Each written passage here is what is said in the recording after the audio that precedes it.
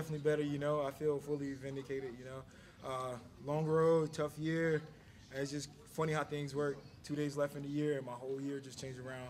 And, you know, it was all well worth it and definitely a learning experience. You took this fight on extremely short notice. How hard was it for you to get ready, prepare, make the weight cut, or were you just ready? No. I took the fight on 8 days' notice. Like I tell everybody, I was eating donuts the week before I started my training camp. And to take a fight against, I'm a wrestler, that's my base. So to take a fight against a guy like Chris Leben, if I take him down and I get tired, I lay on him, the ref stand us up, then I'm back in his game, you know. So I definitely had to just stay focused and just be ready in all facets of the game. And he's definitely dangerous on his feet. So that was definitely one of the things in my mind. I know I can take him down for sure, but when I take him down, if I just lay on him and not stay active, he stands back up, then I'm back in his game again. So I just try to stay focused and just prepare the best I can and really focus on my diet with the time that I had remaining in the fight. What was your diet like in 8 days' notice? I mean, what do you switch to in order to make the weight like that? Well, even though I was in good shape for my previous camps when I got a 6-week to 2-month camp in, I never really focused on my diet. So I worked with this nutritionist, Eric. He works with Misha Tate and a couple other guys from Alpha Males, but I worked with him. He was telling me what to eat, like in the mornings, in the evenings, eat a lot of spinach, chicken, you know, I like chicken, and just, you know, eggs in the morning and stuff like that. So I just really focus on my diet and try to show up that fast at the end that I had less time. So you hit him with some clean shots. Were you surprised you didn't knock him out? Yeah, I know, right? I was tired, but I was hitting him with clean. I mean, I caught him with some nice 1-2s, like even back to back. I think I hit him with 3 1-2s in a row, and he was just like, I was like, man, this guy is a zombie. Let me get too carried away. So the guy's 12-7 in the UFC, now 12-8. He had 19 fights in UFC, 22-8. You know, fearless knockout power, and I definitely seen it firsthand. I hit the guy. He just kept coming forward, and you know, he's just a pure fighter and the pure definition of a fighter. People booed because it was Chris Leben, and they wanted to see him on his feet throwing blows. But I mean, it wasn't that boring of a fight. You know, I brought it. I stood up with him. I took him down. I stayed active in the first round, and you know, I just gave it all I could with 8 days' notice, and just get better in the future. I think at the weigh-in, Chris Leben got one of the loudest ovations. You know, he's a well-known face inside the UFC, and now that you have a win over him, what does that do for you? It definitely put me on the map, you know. People now, I mean, like I told Ariel, I'm one of the most popular, unpopular guys of all time, you know. I'm just a cool guy, you know. That's how I look at myself. I talk to anybody. I talk to a lot of fans on Twitter.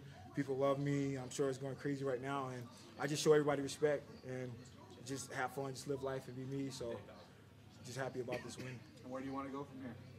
Get better, just get back in the gym. I'm back motivated now. I haven't been motivated in over a year. Like I said, this year's been rough for me. So just to get back refocused and make myself the best I can be and be a champion one day and just put on exciting, good fights, that's kind of where I'm at. Cheerleading. Yeah, I've heard a lot that you were doing a lot of cheerleading and you chose it over was it wrestling? Yes. So explain to me, I guess, what your role was. Were you like throwing the girls in the pyramid or something? Right. Yeah, cheerleader. I wasn't one of those like rah, rah, rah, do cheers. To be fully honest, I started at a young age, 6th grade, and I went to camps with about 5,000 girls, and it was like 20 guys and half, you know, I mean, it was just a good time, you know. At an early age, I was just 5,000 girls, 20 guys. I was like, okay, forget football, forget basketball, wrestling, all that. You know, let's just hang out with girls all the time. So I was one of those guys that did a lot of gymnastics and tossed girls up in the air, and that gave me a lot of physical and core strength and helped my balance and give me a lot of flexibility. So it definitely helped me out in that area. With Strikeforce folding, how fortunate do you feel to have made this transition? I'm the first guy from Strikeforce to come over. Strikeforce represent, you know, I can say that because it's under the same company, but you know, it feels good. You know, I set the tone so all the other guys in Strikeforce can come over and feel comfortable. And good luck to those guys. Let's blend in. Let's all just have a good year, and that's that. Have you spoke with any of the other guys from Strikeforce and see how they're doing, or the ones maybe that aren't fighting on that January 12th card, and what their future's looking like? Yeah, I talked to a few guys. You know, I talked to guys that's coming over. I talked to guys who don't know if they're coming over. I talked to guys who aren't coming over. And it's just, you know, just telling everybody to stay upbeat. You know, this is a fight game. Everything is timing in this game. As you can see, the Ultimate Fighter didn't pan out. So everything is timing in this game, and just, you know, trying to stay focused through the rough times. What are you going to do to celebrate? Go home and spend time with my little girls, my true motivation in life. My 2 little girls back at home, so that's my treat to myself is probably taking them to Disney World or something like that. So.